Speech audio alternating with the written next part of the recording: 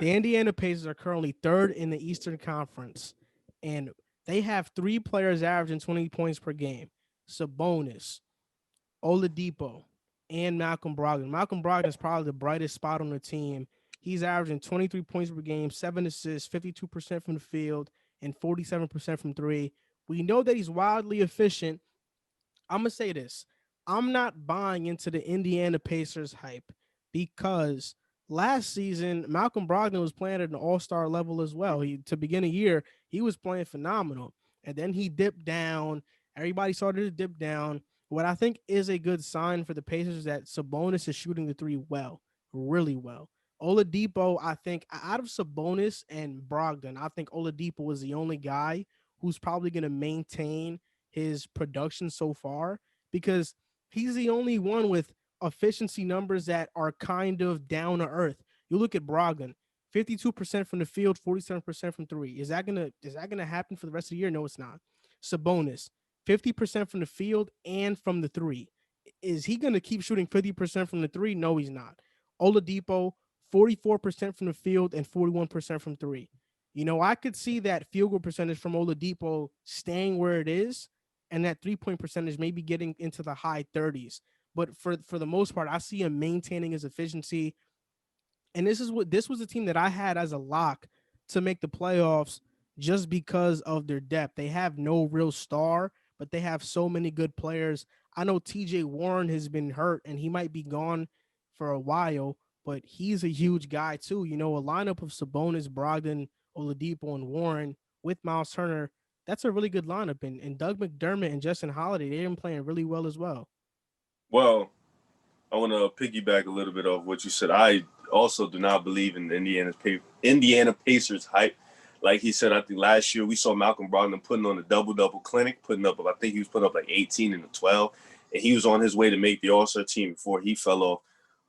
I think Sabonis, the big thing I think is his playmaking. I think he's starting to really expand his game and showing that he can be a really great, versatile big man. I think Miles Turner, I think you slept on Miles Turner. His defense right now is on a whole nother level. He's averaging about 4 blocks a game. He's dominating the paint. I've seen And Julius like Randle cook him. what?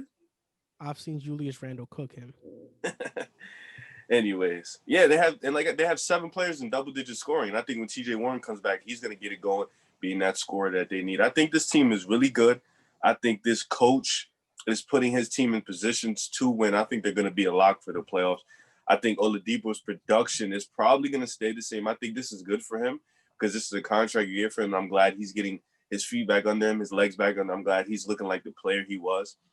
But I think this is something really good because we talked about Sabonis as being that traditional big, and can he stretch out and shoot the three and be that big man of this generation? And I think he's starting to show that he can really do that, and that's going to be a good sign for Indiana going forward because he's only 26 years old.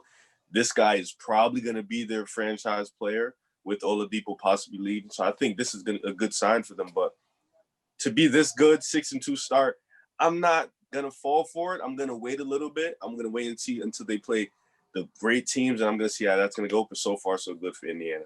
Wait, so Riv, what's the Indiana Pacers coach's name? I don't know. Nate Bjorgren. Yeah, I didn't even want to try to do that. I was just like I think the answer to the question that we're asking here depends a lot on what you are asking you believe the Pacers are. I don't think that anybody is under an illusion that this Pacer team is a championship level team. I'm looking at them and saying, do I believe they're a second round Eastern Conference team? I definitely believe that they'll be that team. I would bet they're a top 6 seed in the Eastern Conference when we get to the end of the season. I think they'll be high up on that list of those top 6 seeds because they're a great regular season team. They don't really have that superstar. Sabonis has been playing really well, and so is Malcolm Brogdon, but I don't consider either of them superstars. I'd say they're both probably star level players, maybe borderline, but they're both playing great basketball. Joel, you hit on it. They have been one of the most efficient teams in basketball on both sides of the ball. It's hard to see offensively those numbers staying at the level they're at. So I don't think they'll be as good as they are right now over the stretch of the whole season. But the reason I'm so confident in them being a great regular season team is because things that aren't going to go away are their defense. Malcolm Brogdon, Victor Oladipo, Miles Turner, the Holidays coming off the bench, all of them are great defenders. And so, they've been really good this year. I think they'll continue to be that good the rest of the season. Sabonis has even been playing well defensively this year. So they got a good unit there. And you said it too, the depth. Even losing Warren and Lamb already this season, they've been able to fill in. I believe it was Aaron Holiday who stepped into the starting lineup, and Justin has been coming off the bench. But Aaron Holiday, or whichever Holiday is slid into the starting lineup, has been playing. Justin has been playing great basketball. And Aaron's been struggling a little bit off the bench, but I think he'll turn it around. And, they have Doug McDermott, one of the most efficient three-point shooters in basketball, and TJ McConnell, who underrated piece, but he's always going to come out, play hard, give you an extra ball handler, play great defense. So I like the unit they have. Come playoff time, it's tough to see them beating any of those top teams in the Eastern Conference because they don't have a Kevin Durant. They don't have a Giannis. They don't have a Jimmy Butler or Bam Adebayo. They don't have Joel Embiid or Ben Simmons, but they have a very nice unit. I think they are what the Raptors wanted to be this year. And you got to give credit to Nate Bjorkgren for the job he's done. But again, I don't think they'll look this good throughout the season only because they've shot the ball so well, and that's just not maintainable. I mean, you mentioned their defense. They're 6th in defensive rating right now. And the Seven. teams they beat 7th, or I have 6, oh, 7th, you're right.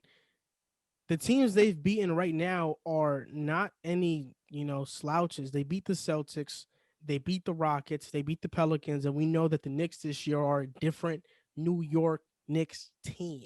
So they've beaten some good teams, and their next 5 games are against the Suns, the Kings, the Trailblazers, and the Suns.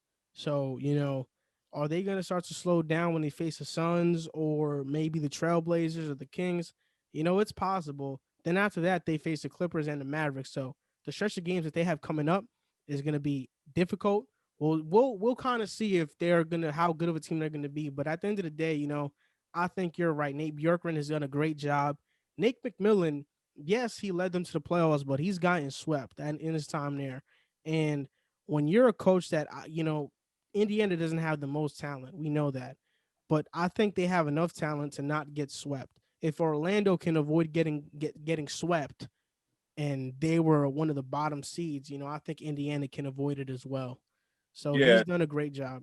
Yeah, and like we said, 7th in defensive rating, 11th in offensive rating. So they are almost the top 10 offense in the league and the top 10 defense. So they're going to be good.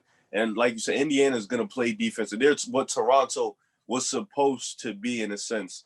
But do we expect Malcolm Brogdon to keep that up for the season? I don't think so. I think we can expect Sabonis and Oladipo to keep it up for most of the season. Sabonis was an all-star last year.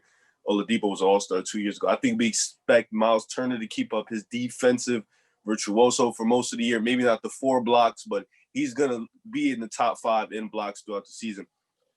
I expect Doug McDermott's three-point percentage to kick it up. It's at 31%. Like Jack said, he is a sniper in this league, so that's going to start getting up. Aaron Holiday, he's a defensive dog. He's a Holiday. He's going to start playing good. We're going to start to see that. Justin Holiday, he's also a sniper. So we're going to start to see that. And when TJ Warren comes back, they're going to be a little bit of a better team because TJ is going to start to get going. So this is a team that I can see them making the second round. Now, do I see them going to the championship? No, because they don't have that number one guy, like Jack said, that KD, that Giannis, that LeBron, but they are a good, well-rounded team where they can get an upset on a Miami Heat team. Probably that's it, maybe a Philly team, but I like this team going forward, and I think they can do some things, but these next few games are going to really decide what they're going to be.